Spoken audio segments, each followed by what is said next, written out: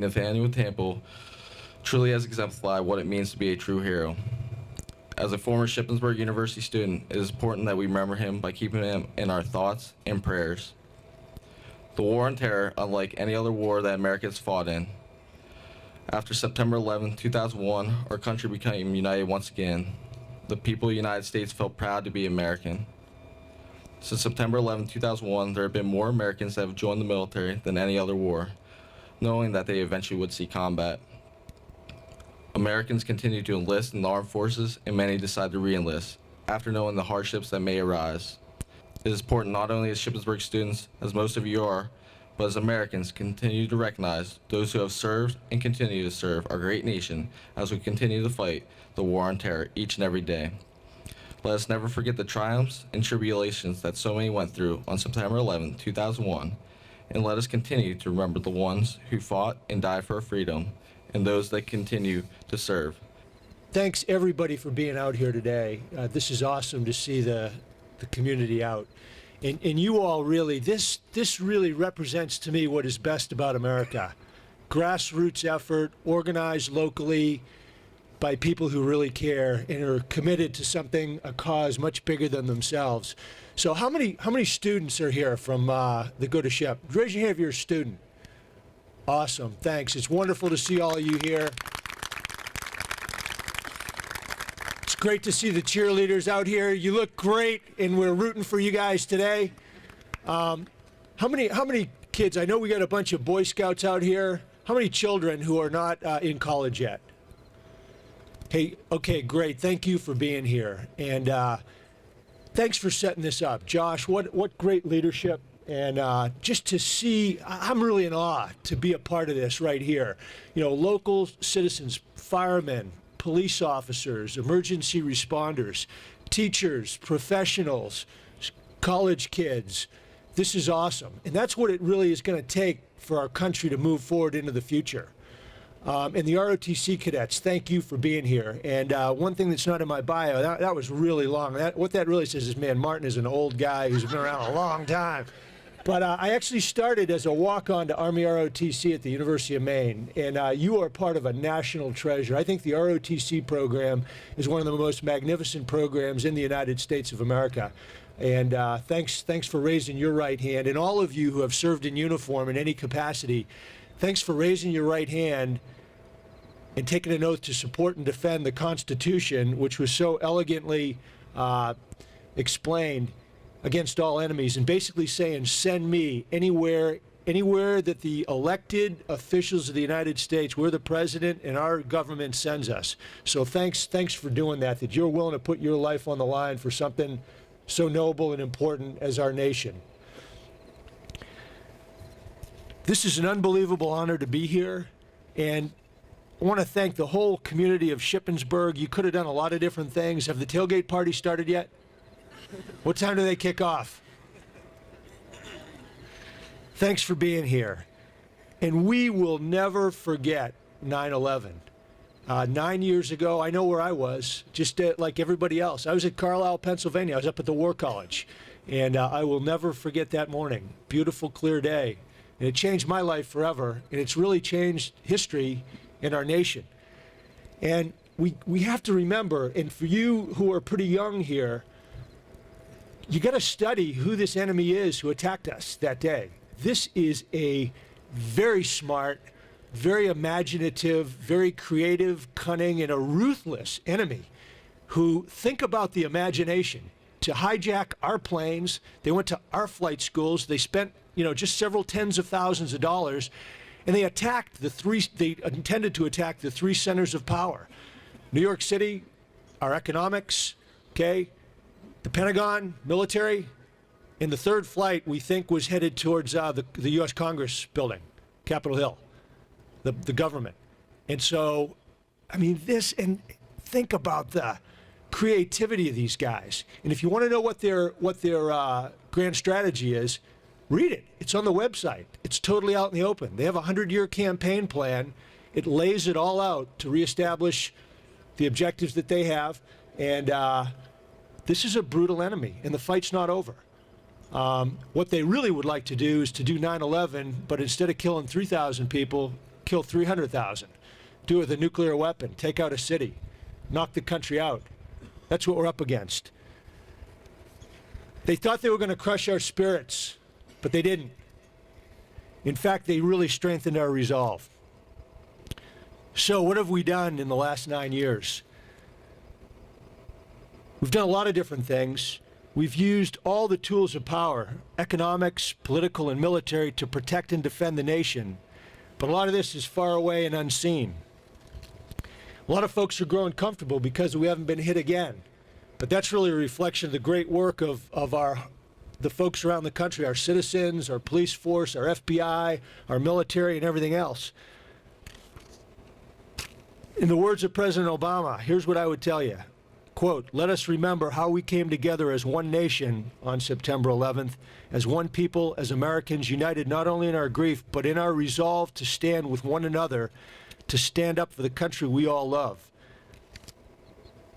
The flags are awesome. I am awed to see those here. They remind us of the patriots who have done so much for us. We have to remember those who have died in our service. And if we value our life, we have to value their death. So what motivates us to sacrifice everything? What motivates the patriots, the people like Josh and all the other folks who have served in harm's way? And there's a great quote from Winston Churchill, who talked of those who died and gave their lives in World War I. He said, "They saw only the light shining on the clear path to duty. They only saw their duty to resist oppression and protect the weak. They never asked, 'What shall we gain?' They only asked the question, 'Where lies the right?'"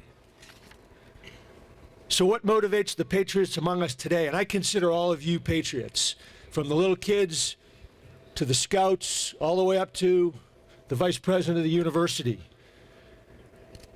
We rely on those who seek to do what is right. And as long as there's evil, we rely on men and women willing to risk their lives for ours. And we sleep soundly when rough men and rough women stand ready in the night to face those who would do us harm. And I assure you, the threat is real. Just ask our veterans who were there serving and have dealt eye to eye with the enemy. Our veterans know this threat is real, and they're the heart of the American spirit, those who respond when Americans are endangered. You know, just a couple examples. Josh Lang is one who stood up to serve. He entered active duty in a time of war, and he spent a year of hardship and hard work in Afghanistan. Another, Staff Sergeant Timothy Rogan, Pennsylvania National Guard student right here at Shippensburg, served 3 combat tours, 2 in Iraq, 1 in Afghanistan, was wounded. And among us today are many other students who set aside their personal lives and plans and deployed with Pennsylvania Guard and Reserve units as well as active units. There's school teachers who put their lives, careers, and families on hold to go do the nation's business. I would encourage all of you, get to know these veterans. Listen to them, learn from them, hear their experiences, because they have done and seen things that most Americans have only read about or seen in movies. And get to know these great Americans. I mean, I am really in awe of you young vets. In fact, I think this is an unprecedented opportunity for America that we haven't seen since World War II, to have so many young citizen soldiers returning from combat, especially in the National Guard, which is a national treasure.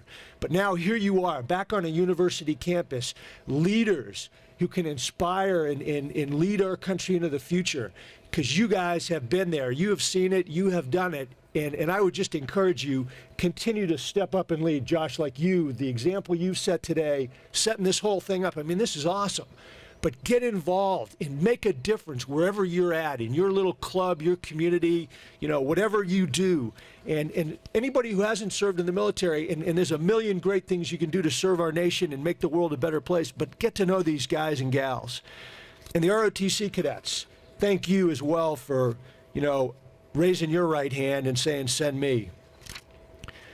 I'll tell you, 9/11 hit, spent another year at the War College, and then I became a brigade commander. And, you know, like they talked about in the bio, I mean, I had the incredible honor and privilege of leading America's sons and daughters, including Guard and reservists, and we did the attack to Baghdad and all that. But I got to tell you, the incredible courage, the bravery, the persistence of our troops, the adaptability to do anything. On one day, we were attacking, fighting the Fedayeen, fighting the Republican Guard, doing combat engineering things. And the next day, we were helping folks, get clean water and help them with their medical efforts, dealing with tribal leaders. And so the adaptability of our force today is absolutely unbelievable. I am in awe of our young soldiers, NCOs, junior officers, who literally, it's a 4-block war. I mean, one minute you're fighting for your life, the next minute you're handing out water and MREs, the next minute you're dealing with tribal sheikhs, how to rebuild their community. But incredible service and sacrifice. And the thing that strikes me is that Americans would say, send me not only to fight for our country, but to help people overseas that they don't even know, helping them with justice, education. Not that that's why we're doing it. It's really all about protecting America, but that we do these humanitarian acts for our people in uniform. So to those who have served and those who will serve, I salute you all. The fight's not won yet. This is going to be a generational struggle. And don't underestimate the extremist campaign against us. We saw what Al-Qaeda did on September 11th. We know they're smart, adaptable, immoral, murderers. They declared war on us, and they're not finished. This war to combat terrorists and extremists will not end soon, and we must persevere. We've accomplished a lot with our police, our FBI, our Homeland Security forces. And Colonel Power, thank you for your great service here in Pennsylvania. And our troops have taken the fight to the enemy, but we have a long way to go. A word on Iraq. Since 2003, more than a million Americans in uniform have served in Iraq, a war zone with no safe havens and no front lines.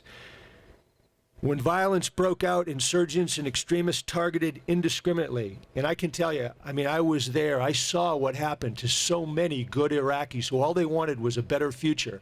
And to see what the terrorists and the extremists did to, cutting heads off, murdering whole families, to intimidate them and not let them move forward into a better country. The IED, the suicide bombers, levels of brutality, murder, and violence that I could never imagine had I not seen it up close and personal. Good Iraqis murdered by their own extremist elements in their population. We surged 30,000 troops a couple years ago, employed our counterinsurgency strategy, and turned the tide. It was literally a strategic surprise that knocked al-Qaeda and the enemy back, combined with the fact, the awakening where the Sunnis said, we are tired of these al-Qaeda monsters. We want them out of here. And it was that combination that turned the tide in Iraq. Now, politics has broken out. And Iraqis can make a better life if they choose to.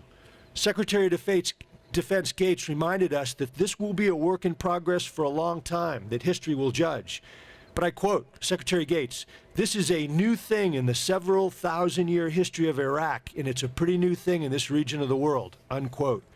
I'll tell you, our troops have done everything that military forces can do to create the conditions in Iraq for a better country that will make the world a better place. Afghanistan remains a critical piece in the fight against extremists. Yet there, too, we can look forward to a day when we'll pull our combat forces out. And remember, Afghanistan is where it all began, where al-Qaeda planned and resourced and launched the 9/11 attack. It's where we must draw on the resolve of the American people to turn the tide there as well, where extremists threaten villages, murder and maim innocent people, seek to destroy the Afghan people's right to determine their own future, so they can reestablish their safe haven to come back and attack us again. Al-Qaeda has not reemerged in the same way as before 9/11. They're squeezed and they're challenged, but they retain safe havens along the Af-Pak border and retain influence. We can't forget September 11th. We know we live in a very volatile, uncertain, complex, and dangerous world, a world that demands wise, experienced leaders. So what am I doing up at the War College? What are we doing just up the road in Carlisle? Our job is a crucial part of the nation's strength, and what we have there is a graduate school for senior officers, and we're educating and developing the best military leaders in the world because our country and our forces deserve that. We need wise leaders who can find ethical solutions to extremely complex dilemmas. Leaders who are tough, experienced, and thoughtful. Wise leaders who can outthink, be more innovative, more adaptive than a determined, dangerous thinking enemy. We take our role seriously, but honestly, we in the military know that our military is the last line of defense. So a call to action to all of you as patriots, as citizens here in America. I think our nation is amazing and strong, number one, because of our shared values as Americans. Our values embodied in the Declaration of Independence and the Constitution and the Bill of Rights, that is the foundation of this country. And it's our entrepreneurial spirit, our freedom that you can do anything. That's what we need more than anything. So a call to action to you, be a good citizen, whatever your job. If you are a student, find your passion and be the greatest student you can be in your field. Then pursue your dream, whether it's to start a business or whatever. And I would encourage everybody to do some public service, whether it's from the Peace Corps to the Marine Corps. Get out and do something bigger than yourself. But be a good citizen. And you, Boy Scouts, you know that is bedrock America right there. So do it. If you're a parent, raise the best kids you can. If you're a teacher, fireman, police officer, military, be the best. Be responsible for yourself, your family, your community. The strength of America is right here. It is grassroots.